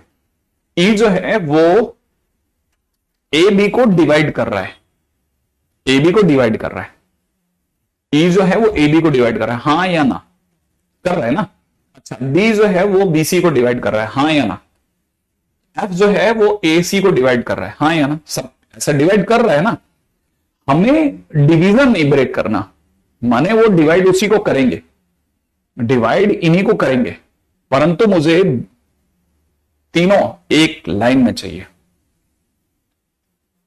तीनों मुझे एक ही लाइन में चाहिए, माने मुझे डीई एफ एक ही लाइन में चाहिए और डिवीजन होना चाहिए, डिवीजन होना चाहिए। हाँ, कुछ बच्चे बराबर बोल रहे, पीयूष एकदम सही लाइन बोल रहा है, हर्ष एकदम सही लाइन बोल रहा है, हर्ष एकदम सही लाइन, मतलब ये जो बच्चे सही लाइन बोल रहे हैं बस। लेकिन याद रखना, मैं डिवीजन की बात कर रहा हूं, ठीक है ना? मैं अब तीनों लाइनें गायब कर रहा हूं, ठीक है? अब तेरे सामने मैंने एक पॉइंट डी पकड़ लिया, एक पॉइंट एफ पकड़ लिया, हाँ या ना? क्या डी और एफ एक लाइन में है या नहीं है? लेकिन ई सेम लाइन में नहीं है, सही बात है ना? अब एक काम करते हैं, ई जो है वो ए बी को डिवाइड कर रहा है ना, वो करता रहेगा। ए जो है ए बी को डिवाइड करेगा, परंतु इंटरनली ना करके एक्सटर्नली कर देगा, यहां आ जाएगा, यहां। सही बात है? और जिस दिन अगर ऐसा हो गया तो फिर मैं आराम से डी और एफ को मिलाने वाली लाइन को लेकर चलूंगा और आगे आकर के इसको मिला लूंगा। जहां ये दोनों लाइनें मिलेंगी मैं कह दूंगा ई वहीं आ जा। तो मेरे को क्या, मैं कह सकता हूं कि इस समय पर अब ए बी को ई ने डिवाइड किया एक्सटर्नली, डिवाइड किया एक्सटर्नली। हाँ, बाकी दो में इंटरनली, लेकिन हमने जो डिवीजन वाली बात बोली थी उसमें हमने इंटरनल एक्सटर्नल कहीं नहीं बोला था, इंटरनल एक्सटर्नल कहीं नहीं बोला, हमने कहा था डिवीजन होना चाहिए बस। तो डिवीजन मैंने अपनी तरफ से बना के रखा, ठीक है ना? अच्छा, अब मुद्दे की बात पे रहना, रेडी? सोच लिया था ना? अब ई ने कैसे डिवाइड किया? एक्सटर्नली। थोड़ी सी देर के लिए मन की आंखों से ई को यहीं रख ले और फ्लावर बना, फ्लावर बनाते हैं। ए ई बाई ए ई, पहले पढ़ो तो सही, ए ई बाय ई बी, ई से बी की ओर चले ना, ई बी, बात सही है, ए ई बाई ई बी, ई यहां एक्सटर्नल डिवीजन में आंसर नेगेटिव होता है, सही है ना भाई। अच्छा, और दूसरी बात फिर B D by D C, तो multiplied by B D by D C, internal या एक्सटर्नल, इंटरनल। अच्छा, D F by F A, ये बात सही है, C F by F A, लेकिन ओवरऑल आंसर ये नेगेटिव, ये पॉजिटिव, ये पॉजिटिव, तो आंसर अब की बार 1 ना बन करके कैसा बनेगा, -1। एरिया नहीं, बस सिर्फ आंसर -1 बन जाएगा। हम इनका यूज ना के बराबर करते हैं, फिर भी कई कई क्वेश्चंस में हमने करा है, ठीक है। वो जो क्वेश्चंस बहुत प्राचीन काल के पाषाण युग के आसपास के क्वेश्चन है वो मेरे पास अवेलेबल है, ठीक है। इन अ ट्राइंगल एबीसी, ठीक है, capital D divides BC in ratio, ठीक है, 3:2, ठीक है, कैपिटल ई डिवाइड्स, ठीक है, एसी इन 1:3, ठीक है, line BD, line AD and BE meets, ठीक है, CH meets at capital H, CH meets, ठीक है, A B at capital F. Question वाला कहता है find ratio in which F divides A B, F divides A B. चलो अब आते हैं क्वेश्चंस की दुनिया में। एफ डिवाइड्स ए बी, हाँ भाई चल जल्दी से फटाफट, है ना। ऐसे क्वेश्चन वैसे ही वो मैंने कहा ना 2005 के बाद से जिसमें दर्शन नहीं दिए, पिछले 18 साल से गायब है, हम लोग जबरदस्ती घसीट रहे हैं, कुछ कारण नहीं है इसका मेरे पास में, है ना। एबीसी, हाँ भाई ट्राइंगल एबीसी में कौन किसको डिवाइड कर रहा है, D divide BC, D divides BC, किस रेशो में डिवाइड कर रहा है भाई, हाँ एक मिनट, डी डिवाइड्स बीसी इन 3:2, ठीक है। अच्छा अगला एसी ई जो है वो एसी को डिवाइड कर रहा है, ई यहां ले लो 1:3, देखो रुको, नहीं, ए से सी की ओर आते समय ऊपर वाला 1, ए से सी की ओर आते समय, है ना। अच्छा, लाइन एडी बीई एक दूसरे को कहां मिलती है, एच पर, चलो ठीक है, सीएच सीवियन लाइन हो गई, सीवियन लाइन होगी ना automatically, CH divide A B in at F, ठीक है। Find the ratio in which F divides A B, हाँ भाई अब पढ़ दे फटाफट से दे, ठीक है। A F upon F B multiplied by B D upon D C multiplied by CE upon E A बराबर में कितना 1। A F upon F B पता नहीं, एम बाई एन नाम दे दूं, है ना, यही तो निकालना है अपने को, एम बाई एन 3/2 इंटू में कितना 3/1 इज इक्वल टू 1, क्या कहता है, सही है क्या। अब अगर आंसर सही है तो बराबर जा रहा है, आंसर इसका 1:2 है, तो मुझे क्या गलती होगी,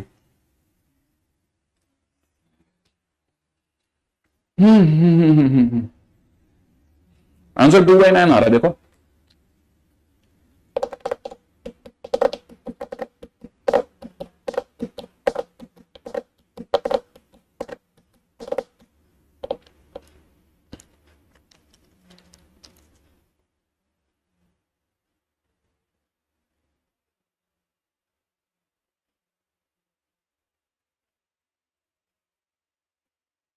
वो तो तभी आ सकता है जब 3:1 है, बिल्कुल सही है, क्वेश्चन में एरर है मेरे, ठीक है, बिल्कुल सही है, क्वेश्चन में एरर है, डोंट वरी, मैंने भी चेक किया 3:1, तो 3:1 होते ही यहां पे भी, ठीक है 3:1 सही है, तो यहां पे कितना हो जाएगा 3:1, ओ 1:3, ठीक है, तो आंसर कितना हो जाएगा, 3 कट गया 1/2, सही है, तो आंसर हो गया 1/2, सही है आंसर एकदम, ठीक है। नेक्स्ट क्वेश्चन में आ जाते हैं,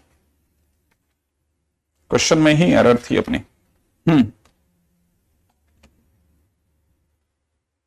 ठीक है। नेक्स्ट क्वेश्चन है। नेक्स्ट क्वेश्चन में जाने से पहले एक बहुत ही काम की चीज जिसके ऊपर बात करनी थी वो अब मैं उठा रहा हूं, उसका नाम है linear combination of vectors. Linear combination of vectors.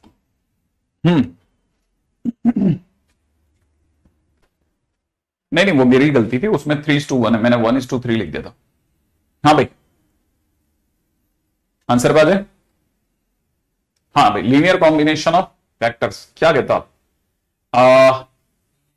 कुछ याद है कि आज ही हमने इस पे बात करी थी कि अगर 2a vector plus 3b vector minus 5c vector equal to 0 था, कुछ याद है?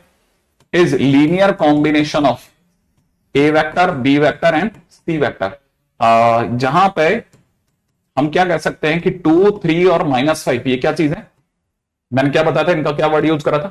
स्केलर्स। Yes, scalars. तो इसका मतलब स्केलर और वेक्टर का जो कॉम्बिनेशन होता है वो लीनियर कॉम्बिनेशन कहलाएगा। अगर ये वाली बात सही है तो इसीलिए लोगों ने एक डेफिनेशन बनाई, if a1 vector, a2 vector, a3 vector, an vector are vectors, are n vectors, are n vectors and lambda 1, lambda 2, lambda 3 data dash lambda n are n scalars, then उस केस में lambda 1 a1 plus lambda 2 a2 plus में lambda 3 a3 data dash lambda n an is linear combination of vectors। ठीक है, is linear combination of vectors। हाँ भाई, answer 2:1 है। Answer 2:1 है, वो मैंने भी चेंज नहीं करा उसको। हाँ हाँ सही है, 2:1। क्यों ऊपर जाएगा बताओ? कौन सा 2 नीचे? 3 काटा तो 1/2 आया, तो 2:1 क्यों बोल रही है? किधर? उधर चला जाएगा, पक्की बात है? यहां यूं करना है क्या? नहीं, इजिकल 1 तो m/n इजिकल टू में कितना? 2/1 यूं कह रहे? अच्छा चलो, मेरे को लगा तू भी चकरा गया। अरे मैं मजाक कर रहा हूं यार, तुम लोग भी ना सीरियस ही होते हो, परेशान हो जाते, परेशान, सीरियस नहीं होते, परेशान हो जाते, परेशान। तो दिस इज लीनियर कॉम्बिनेशन। तो लीनियर कॉम्बिनेशन माने आसान शब्दों में बोला जाए तो स्केलर और वेक्टर का मल्टीप्लीकेशन का सम अप होना इज लीनियर कॉम्बिनेशन। ठीक है ना भाई, इज लीनियर कॉम्बिनेशन। अच्छा, जैसे मान लीजिए किसी ने ये कह दिया पॉइंट नंबर 3 कि अगर किसी ने कहा C vector is equal to में एक्स ए वेक्टर प्लस में वाई बी वेक्टर प्लस में Z C vector, Z D vector, ठीक है ना, तो हम यहां से बोल सकते हैं कि here C vector is in linear combination of A vector, B vector and D vector, and D vector, A vector, B vector and D vector. आसान बात है, नहीं ये तो मुश्किल नहीं है ना, बस ये इसकी लैंग्वेज सुनने में पहली बार लगता ना तो लगता मुश्किल है, लेकिन है नहीं, एक्चुअली बहुत बच्चों वाली चीजें चल रही हैं। ओके क्लियर, आई थिंक ये वाली बात समझ सकते हैं। अच्छा, अब जैसे लीनियर कॉम्बिनेशन की बात करेंगे तो लीनियर कॉम्बिनेशन की बात पे दो बातें समझनी है आपको, ठीक है। यहां हम लीनियर कॉम्बिनेशन क्यों पढ़ रहे हैं? लीनियर कॉम्बिनेशन पढ़ने के पीछे हमारे दो मुद्दे हैं। दो मुद्दे कौन कौन से हैं कि जब भी लीनियर कॉम्बिनेशन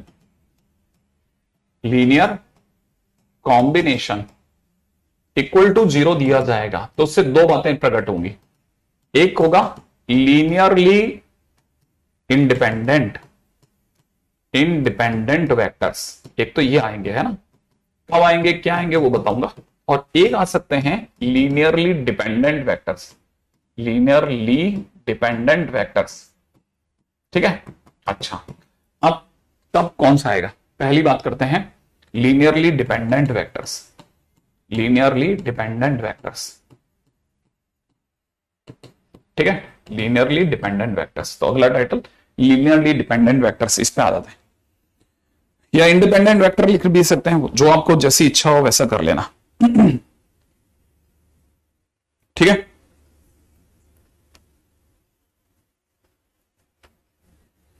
लिख लिया? लिखने के बाद में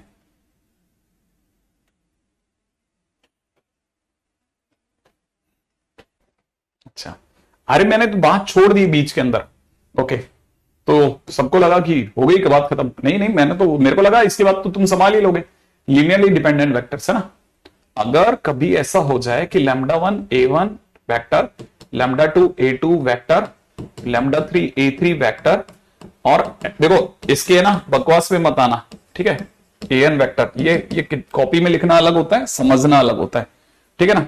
अगर कभी भी आपको लीनियर कॉम्बिनेशन 0 दे रखा है, ठीक है ना, और साथ में आपको ये पता चलता है कि λ1 plus λ2 plus λ3 dead dash λn का सम अगर 0 आ रहा है, तो तुरंत समझ जाना कि फिर a1 vector, a2 vector, a3 vector, dead dash an vector, ठीक है ना, आर लीनियरली डिपेंडेंट वेक्टर्स, ठीक है ना, लीनियरली डिपेंडेंट वेक्टर्स। ये तो अब पहली डेफिनेशन। अब ये मुद्दे की बात है सर, ये लीनियरली डिपेंडेंट होता है क्या है? तो लीनियरली डिपेंडेंट का मतलब होता है कोलिनियर या कोप्लेनर, कोलिनियर या कोप्लेनर, ठीक है। तो आईटी वालों ने एक बढ़िया तरीका पकड़ रखा है आपको कंफ्यूज करने का।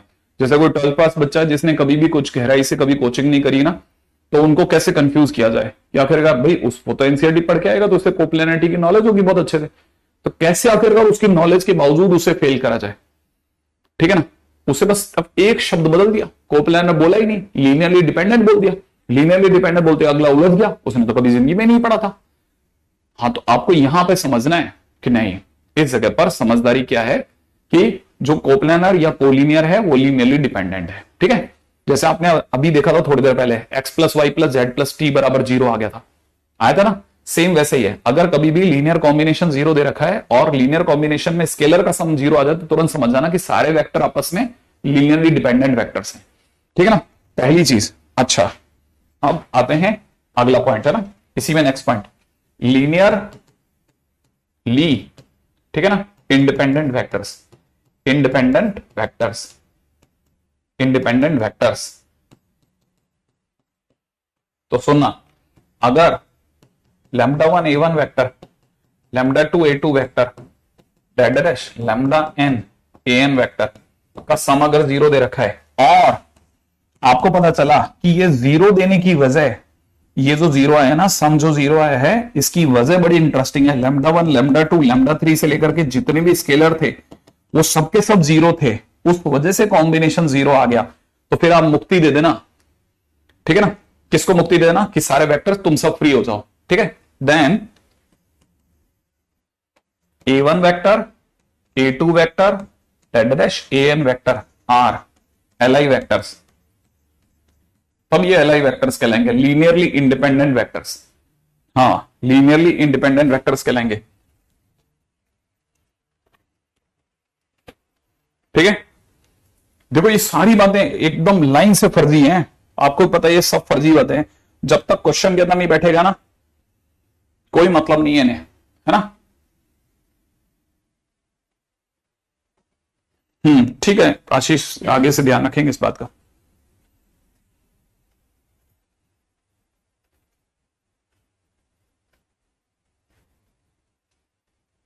हाँ भाई, क्वेश्चन में किसी ने दे रखा है A vector is equal to I cap plus J cap plus K cap, ठीक है।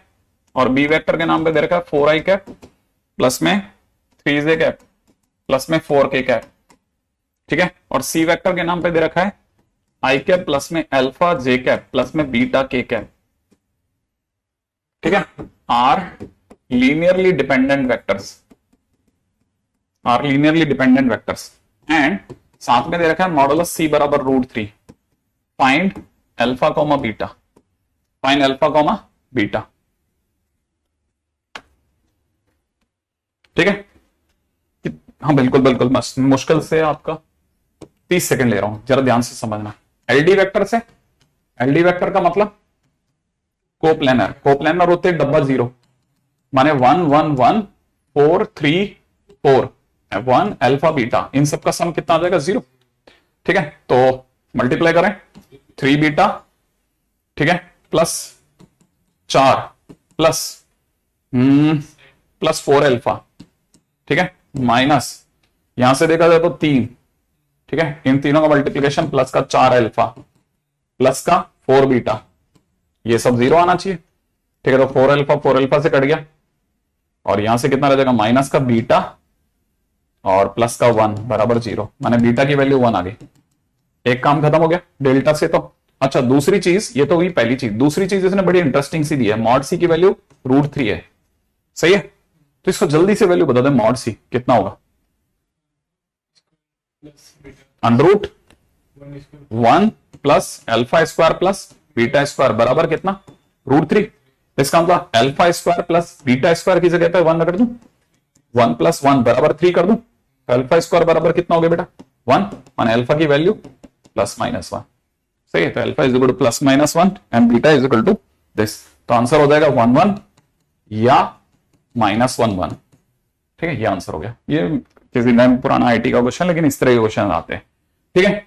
अब लीनियरली इंडिपेंडेंट डिपेंडेंट को लेकर के डीपीपी रिलीज हो गई है, वो जरूर करके रख लेना आप, डीपीपी है ना।